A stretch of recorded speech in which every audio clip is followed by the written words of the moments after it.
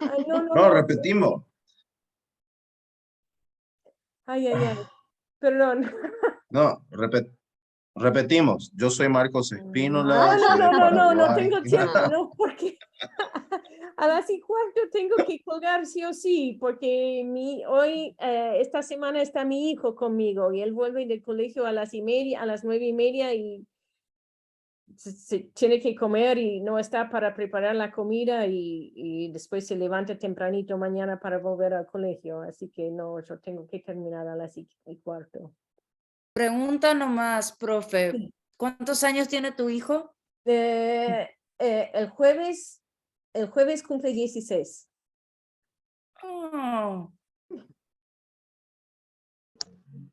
Sí, así que vamos a estar de cumpleaños esta semana. Surgió interés para ese profe. ¿Cómo? no, porque a mí me gustan los niños y los jóvenes.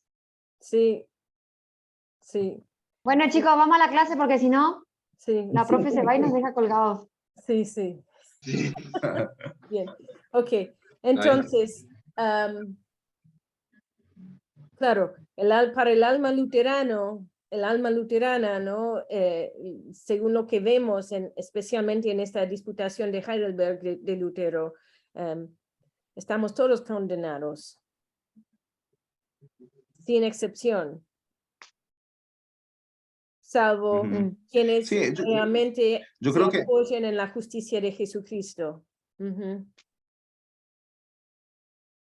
Yo creo que se nota mucho lo que es justamente que se van liberando, usando el término liberación, los escritos luteranos desde Lutero, como que reprime mucho esa justificación. De cierta forma la limita, pero de a poco, a medida que va pasando el tiempo, como que se van liberando un poquito más y van matizando al punto de encontrar justamente esto, cuando nos topamos con Calvino y dice, no, al final nos justificamos por la fe.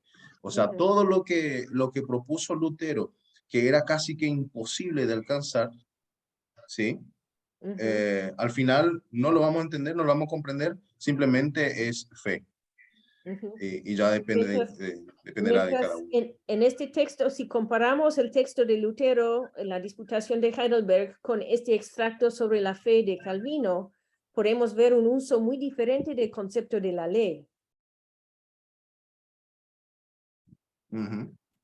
Porque Calvino está Sí. intentando entender cómo desarrollar la vida cristiana. Por eso habla de estar revestidos de la justicia de Cristo. Y a partir de eso, Claro, bueno, si en Lutero nadie se salva, en Calvino somos herederos. Sí, sí. Bien, bueno, no voy a decir mucho más sobre los textos de la Reforma porque espero que Sofía y Ezequiel puedan en esta próxima semana aportar un poco en la wiki y después voy a ir comentando con ellos ahí. También me gustaría, bueno, no van a poder leer la producción de Sofía y Ezequiel porque no está todavía y ya para la semana que viene van a estar trabajando otros temas. Pero me gustaría que lean los 2 wikis que ya están, que lean el trabajo de sus compañeros y compañeras en las 2 wikis que ya están, porque ahí también van a poder hacer comparaciones interesantes. Sí, profe, lo voy a leer, me estoy poniendo al día. Justamente ayer terminé con todas las lecturas de la semana 3 y bueno, me estoy poniendo al día y bueno, a partir de la semana que viene sí voy a estar mucho más liberada para ponerme totalmente al día, pero voy a tratar en estos días, en algún tiempito libre, de poder ir completando y leyendo. Ok. Está bien, está bien. Ahora seguimos con la reforma radical, José León y José Manuel.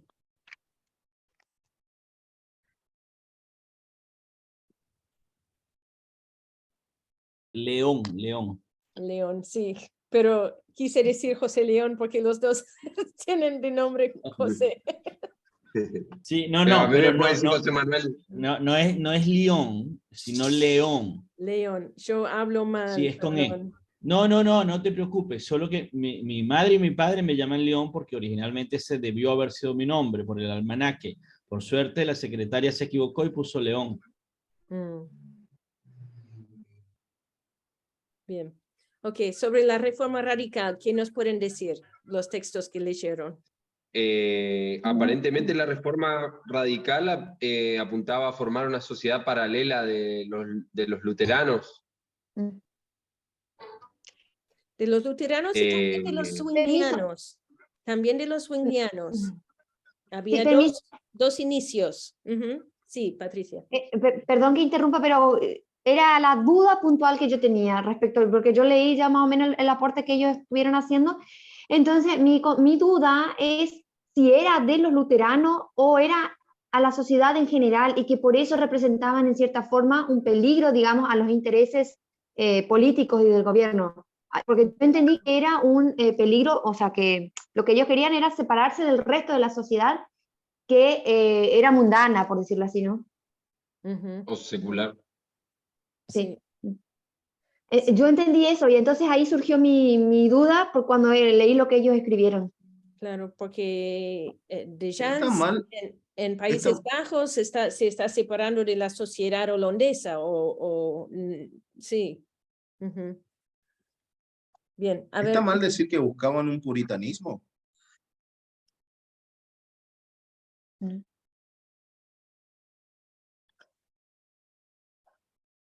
Puritano. Podrías, mira, eso es algo que habría que examinar un poquito más a fondo, porque el puritanismo en sí, ay, desapareció León. Ay, ahí viaja. El puritanismo en sí viene de Inglaterra,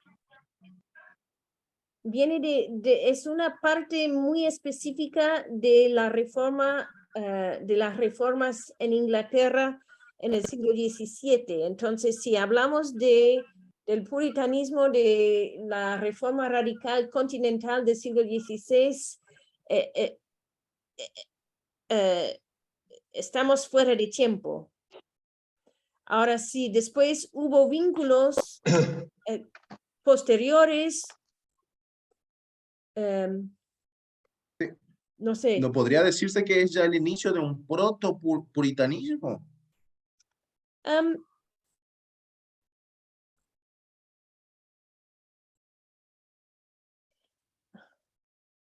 Vamos, en vez de responder a esa pregunta ahora, vamos primero a escuchar lo que tienen que decir José y León y vamos a extraer algunas cosas que surgen realmente de estos textos en sí y después podemos llegar a la cuestión del puritanismo. Yo creo que mejor leerlo en sus propios términos antes de leerlo bajo los términos de otros. Sí. Ok, adelante. Okay. Me llamó la atención que decían que el protestantismo empezó a imponer forzosamente el matrimonio para los pastores, como que no sabían qué hacer con las mujeres solteras. Y entonces le casaban con monjas. En las monjas con los pastores, Claro, digo. eso fue una de las cosas que más me llamó la atención por todo lo que vengo, por todo lo que vengo escuchando de los luteranos, y bueno, también el tema de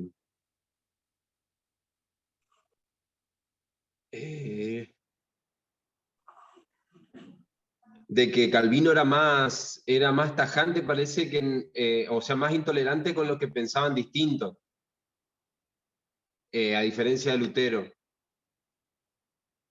Eso fue una de las cosas también, de como que la gente se tenía que emigrar porque ahí no podían estar si pensaban distinto.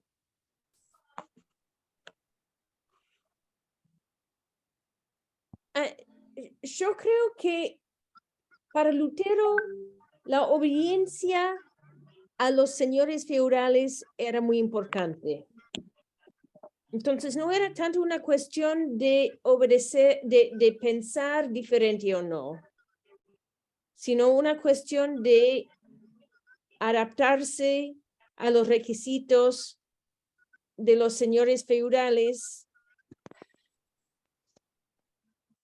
aunque no, es un poco difícil, no, porque Lutero se enojó terriblemente con cuestiones que Andreas von Karlstadt y Thomas Münzer, que habían sido colaboradores cercanos de él en Wittenberg. Él se enojó mucho con ellos porque empezaban a desviarse de lo que Lutero pensaba que era el núcleo más importante y fundamental del Evangelio. Entonces, y al final los dos se fueron de Wittenberg y empezaron a trabajar con grupos más radicales. Así que no sé si Lutero era más tolerante. Calvino, pero creo que Lutero se avalaba más de la política. Y Calvino en Ginebra, cuando Calvino llegó a Ginebra, estaba ahí, no quiso quedarse, insistieron que se quedara, se quedó un par de años y después se frustró y se fue a Estrasburgo. Y ahí conoció a Dampier. Después le pidieron por favor que vuelva a Ginebra y él dijo, bueno, vuelvo a Ginebra, pero bajo estas condiciones, y puso los puntos claros. Y después de ahí él manejó el consistorio de pastores y el magistrado de la ciudad con guante de hierro. En ese sentido, Calvino estableció las condiciones políticas que él necesitaba para desarrollarse. Mientras que Lutero se quedó en la universidad y dependía del favor del duque de Sajonia, que por suerte aceptaba y aprobaba las ideas de Lutero. Así que es ahí.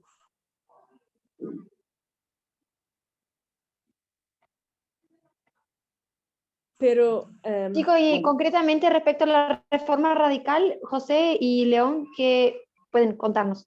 sí, eso. Bueno. Sí, bueno, y otra cosa, ya empezando con el tema de Hans, con esto cierro lo mío, por lo menos, que aporte algo más León, o cuando quieran aporto, pero con una de las cosas que más me llamó la atención, que a Anneken de Hans la mataron por cantar. No por cantar. ¿Cantaba mal? No cantaba cualquier cosa, era lo que cantaba. Por lo que cantaba. Sí, cantaba, Claro, pero claro. cantaba algo radical, claro. Y sí, hoy día dan ganas también de algunos. Yo haría lo mismo con algunos.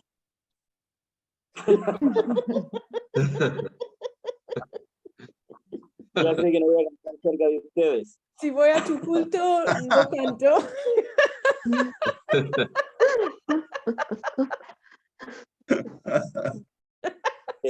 Bueno, Okay, a mí lo que me parece, ¿no?, de la reforma radical y de lo que estaba viendo, una de las cosas que yo tuve presente justamente es el estilo de la escritura en la carta de Hanne, ¿cómo se llama ella? A mí se me apagó la computadora. Anneken de Hans. Sí, Ana me quedé Kente sin Jans.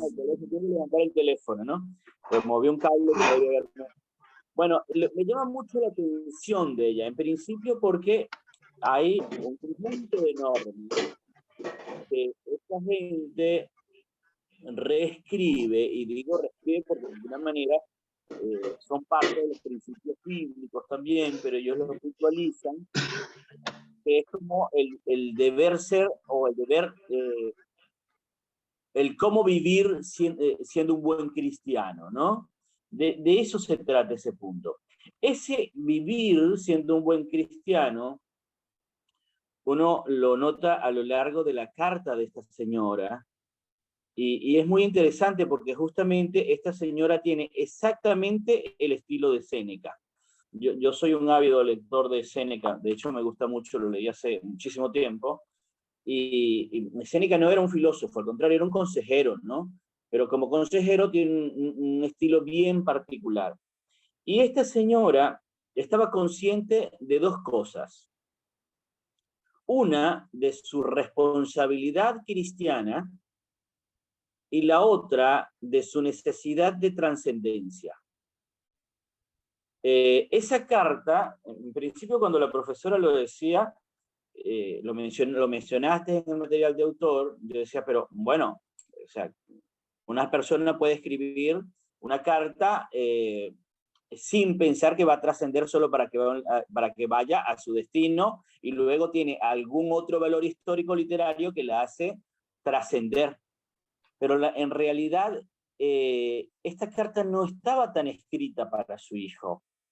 Estaba escrita para todas las personas que pudieran leerla y para que fuese un documento histórico. Lo que estaba haciendo era una reivindicación de todos aquellos puntos que tienen esta gente que otros actores le llamaron etnoreligiones, porque sí, en ese sentido sí fueron tan radicales que quisieron juntar la comunidad bajo una praxis religiosa. El credo, por allí estamos hablando de lo mismo, pero una praxis religiosa. Y las tres personas que originalmente aparecen en el relato, las tengo a mano, por favor ayúdenme si alguien las tiene. Los tres fundadores se conflictuaron por la forma de practicar lo que ellos estaban proponiendo, ¿no? ¿Y qué pasa? Se radicalizan entre ellos. Y en esa radicalización ocurre una estrategia que hasta hoy existe, quizás en los Amish, en estos otros grupos religiosos, de una resistencia pacífica, también quizás la misma estrategia de ¿cómo se llama? Gandhi. La resistencia pacífica, no hago nada, no me meto con nadie. O sea, es el vivir bien, pero respetarlo todo. Y fue tan exitoso porque el relato dice, bueno, que ellos llegaron, le pidieron permiso a los jefes o a los jerarcas, de los monarcas donde iban llegando, y no representaban. Perdemos tu voz, creo que tenés el micrófono de tu teléfono. Bueno, ¿así mejor, me escuchan mejor? Sí. Sí. Me voy a ir para la biblioteca, porque ya no, de aquí me compliqué la vida. Bueno, el tema es que lo que te estaba diciendo es que del planteamiento original, que lo plantean tres personas, estas mismas tres personas se dividen y parecen que una porque quería el control, el más importante de ellos, el segundo no aparece mucho en el relato, pero el tercero se divide en este grupo que se traslada hacia otro lugar y que es muy exitoso porque no representa un riesgo para las sociedades donde está llegando y les permiten convivir con ellos. Además lo ayudan, le ofrecen incluso construir la infraestructura y de esa manera él logra insertarse muy bien socialmente y quizás atraer más a otras personas. Eso me llamó mucho la atención. Y ese decálogo del buen vivir, que yo estimo, Kathleen, tú me ayudarás con esto, que esas prácticas siguen vigentes en estas etnoreligiones. Sí, sí. Me llama la atención tu referencia a Séneca, porque Calvino también era un lector de Séneca y está esta impronta ética.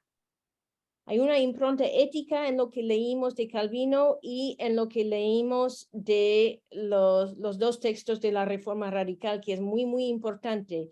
Y eso de intentar, claro, eso de intentar encontrar la manera de vivir bien, no solamente para mí, sino para toda la comunidad. Ese principio del buen vivir que es tan importante en las espiritualidades de los pueblos originarios de las Américas también, ese volver a la tierra y tratar bien de los grupos que están muy ligados a sus tierras. Ahora, claro, la crónica uteriana es la crónica de un pueblo que tuvo que emigrar, pero al migrar llevaron consigo esa misma ética, no lo perdieron en su migración, como han hecho otros grupos. Pero por la ética migraron, porque tenían otro pensamiento diferente al que se estaba conformando en ese poblado, de esa gente que bajó de la montaña, ¿no? A eso se refieren. Y en cuanto a Séneca, yo leí las cartas morales de Séneca, que son cartas, justamente son cartas. Por eso te digo que el modelo y el estilo está expresado en el estilo de Séneca, tal cual. Séneca es un consejero, esta señora está dando consejos, se hace de las imágenes literarias, la metáfora y otras imágenes. La señora también lo hace, y finalmente el consejo puro y muy filosófico, pero sin dejar de ser un consejo. Y es tal cual lo que hace la señora. Yo no he leído tanto a Calvino, lo confieso, ¿no? Pero sí pude comparar muy bien el texto de la señora con Séneca.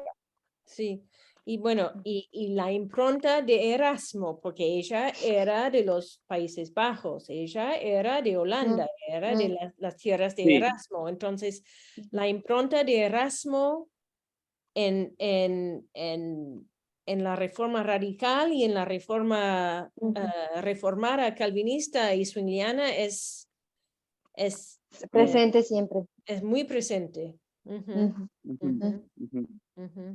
Sí, sí. Bueno, a mí Erasmo, que me parece brillante en la manera de plantear las cosas, digamos que de alguna manera quizás para evadir la acusación directa, él lo plantea como en un segundo nivel, que es lo que Marcos estaba diciendo, una especie de sátira, de sarcasmo, que va en un segundo nivel, por lo cual no le pueden atribuir directamente la responsabilidad de esto dijiste, sino de esto te burlaste o de esto estás jugando, ¿no? Ese también es un estilo de decirlo. La sátira es un estilo muy particular. Claro. Y no lo veo tanto en Lutero, sí, pero en Erasmo está absolutamente marcado.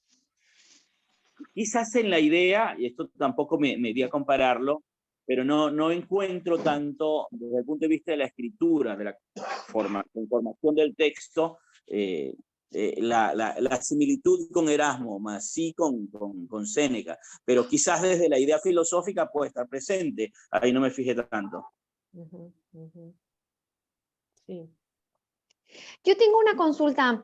El texto de Hanneken, ¿habla un poco más de la predestinación o es una idea mía? Mira, si lo miramos en letras pequeñas, sí, o sea, en un interlineado pudiésemos hablar, porque ella lo que está citando, y digamos que lo que tratan estos son 12 o 13 puntos, es justamente de cómo sería el mundo si nos portamos bien, si hacemos el bien de lo que debemos hacer. Entonces ahí, de manera indirecta, se está hablando de una predestinación, pero no que ella lo mencionara de manera directa, no sé, Katy. A mí me da hago esa deducción en función de la página 316 del texto, donde dice que esperad un poco aún hasta que esté completo el número de los hermanos vuestros que han de ser muertos por el testimonio de Jesús. Entonces, claro. Ahí es como que me hace pensar de que hay un número que ya está fijado y que ese es el número que hay que esperar. Bueno, ella está haciendo una lectura muy cercana de algunos textos del Apocalipsis de Juan. Claro, al final. Sí, al final se está llevando los del Apocalipsis. Sí. Sí, la idea de los números ya era anterior también a la idea de la predestinación, ya existía ya ese número, justamente entonces, basado en la idea del Apocalipsis. Yo creo que lo que ella, si hay si está esa idea de la predestinación claramente desarrollada en su pensamiento, o si es más bien el tema de que va a haber martirios, porque estamos caminando en un mundo que está lleno de maldad. Entonces, esa maldad que tiene poder nos va a querer callar. Entonces, va a haber martirios. Es más bien como un hecho. Y después que Dios va a vengar a esos mártires, que esperemos en Dios, porque eventualmente de Él será la venganza. Mientras tanto, si te toca ser mártir, séalo con gratitud, con alabanza, porque estás demostrando tu fidelidad a Dios. Entonces, Sí. yo lo veo más de esa manera, que es más bien la importancia de obedecer, de serle fiel a toda costa. Pero habría que pensarlo un poco más para ver cómo desarrollar, cómo ella y otros escritores de la ala radical trabajan el tema de la predestinación. Es una buena pregunta, Patricia. Sí. Baja tu espada para el yugo. Yo quiero rescatar algo que tiene que ver con lo que decía, lo que termina de decir Kathleen, y es la manera como esta señora asume su destino. ¿Sí? Esa conciencia de lo que me va a pasar finalmente no es nada. Es como una manera también de que, bueno, esto estaba previsto, esto podía pasar. Y también el número, ¿cuántos faltan para que, a cuántas más personas le vas a hacer esto? Hasta que te des cuenta que los principios no van a ser diferentes por ello. Por ahí pueden aparecer los números también. Pero cuando hablamos de fidelidad y cuando hablamos de estos puntos que esta gente desarrolló, la verdad que hay que ser bien especial para asumirlo. Y me parece que esta señora lo vivía de esa manera, ¿no? Sabe que la van a matar. Tiene un chico de 6 meses, ¿no? No, 15 meses. 15 meses. 15 meses, ¿no? Se lo entrega a alguien y bueno, y se entrega a su destino. No suplica, no llora, por lo menos eso no aparece en el texto. Y en la carta mucho menos aparece su aceptación de su destino y con cierta triunfalidad, porque parece que los otros hicieron lo que hacen los malos y yo hago lo que hacemos los buenos. Yo estoy haciendo lo que hizo también Jesús. ¿Sí? ¿Cuántos más faltan entonces como ella? Así que esa es una pregunta, es un punto muy importante. Y ahí está el tema del género también. Porque había una pregunta dentro de las preguntas orientadoras que tenía que ver con el tema del género. Y sí saltaba esto que decían de que cómo hacer con las mujeres. Y parece que la esposa de Lutero era una de esas afectadas y esas consecuencias la llevó al matrimonio con Lutero. Quizás no se les dio tanto el protagonismo, pero el relato es un relato neutro. El relato no habla de otros protagonistas que no sean las 3 personas que estuvieron en el diseño original. Luego saltamos a la carta. En la crónica uteriana, okay, porque vas y venís de un texto al otro y no te seguía. Ajá. Sí, bueno, en la crónica uteriana hay un tema, bueno, lo de la carta porque es ella la autora. Y claro, como es ella la autora, es la protagonista, es la heroína.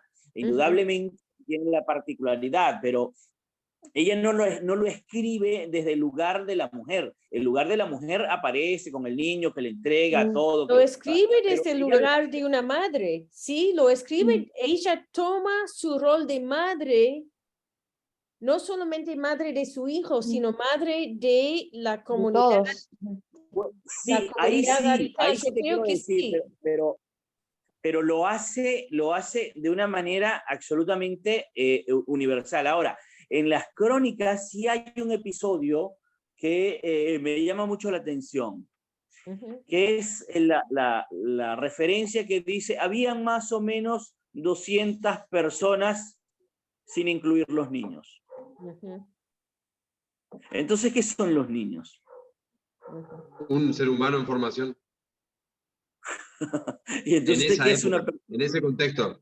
Claro, pero lo que quiero decir es que Casi ahí sí personas. hay como una referencia que se pone, yo no voy a decir discriminatoria, porque habría que estar en la época para decirlo, pero que sí a estas alturas pudiésemos decir que encuentra uno un entredicho.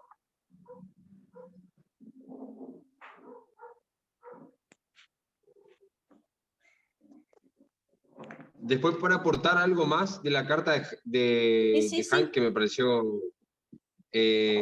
si pierdes tu cuerpo hecho de barro, le dice el hijo, el Señor tiene preparado otro mejor en el cielo para ti.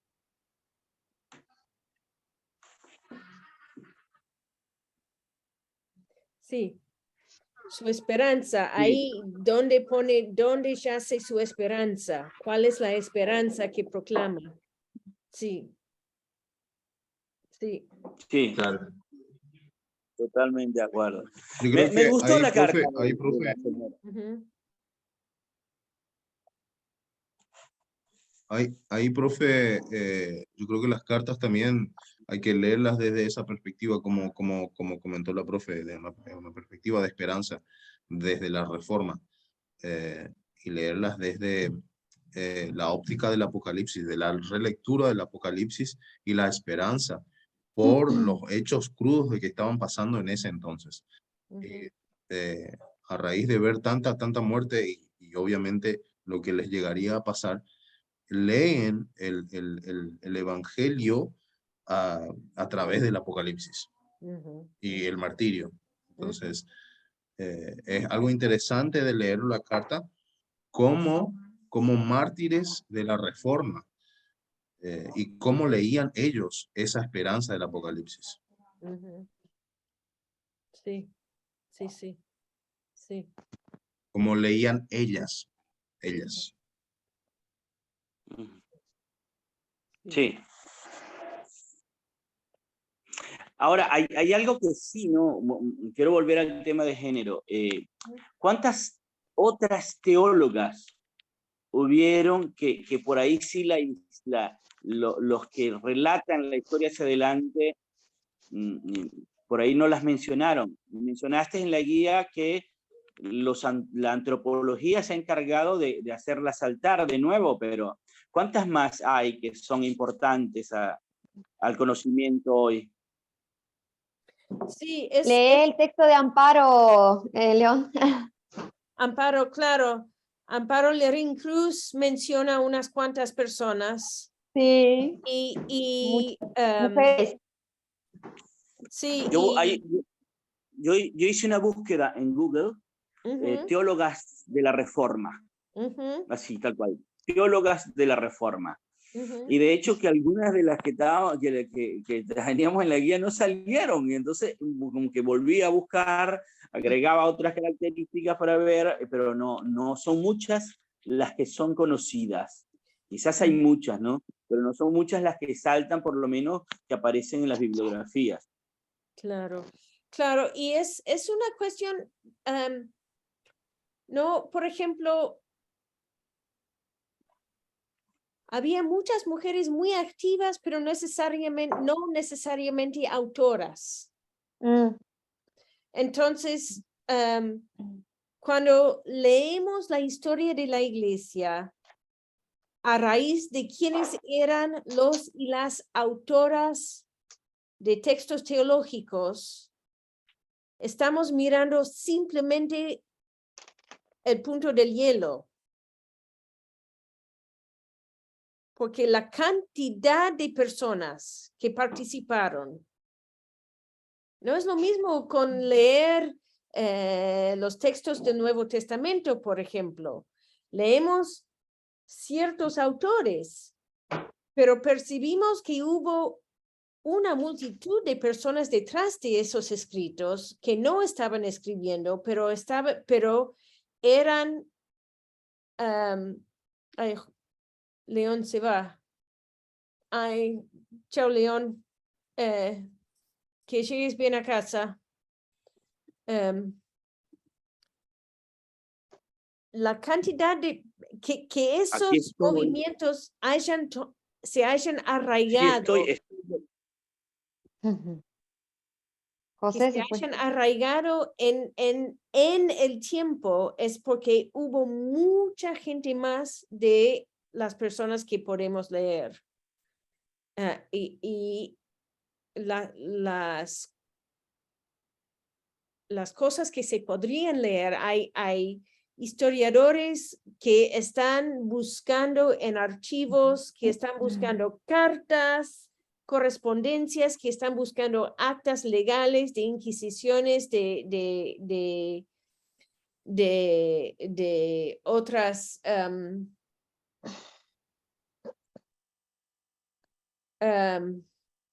Reformadoras. de otros procesos legales, de matrimonios, de testamentos, de legados, ¿no? Van surgiendo muchos más nombres, o tal vez no nombres, no personas específicas, pero características de la sociedad y de los grupos de personas que nos van ayudando a entender que la participación de las mujeres era enorme, aunque no tengamos registro de todos los nombres que hubo. Entonces Una de las autoras Sí, que comprendo. vimos incluso y que tuvo que escribir, refugiarse en los seudónimos de su marido, digamos, bajo el nombre de su marido, era justamente Dontier. Sí, sí. Ujú. Y el tema con la reforma calvinista es que, y también con la reforma luterana, es que pasó la generación de von Grumbach y de Marie Dontier y insistían que los pastores se formaran en las universidades. Entonces ya cerraron la puerta a la participación de las mujeres a nivel pastoral y a nivel teológico, porque no estaban permitidas en las universidades. Entonces, en esa primera generación de las personas que salieron de la Iglesia Católica, salieron con su formación ya hecha, pero luego sus hijas no pudieron entrar en la Porque eran universidad monjas. para formarse.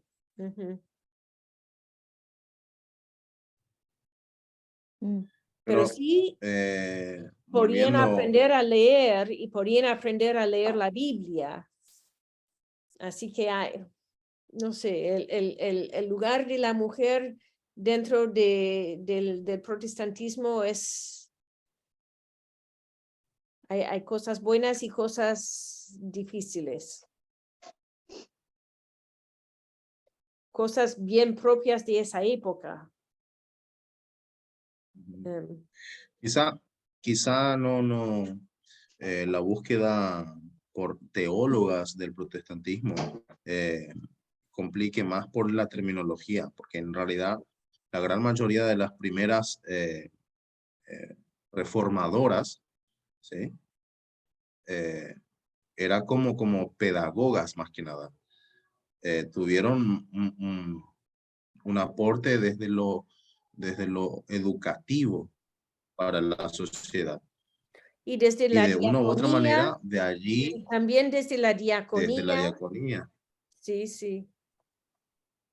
Totalmente. Entonces, por ahí no se las veía como teólogas en sí, pero sí como diáconas y pedagogas de la reforma. Sí, Dontier era Básicamente, teóloga, ella era ellas tenían el netamente trabajo. teóloga, pero sí. Sí.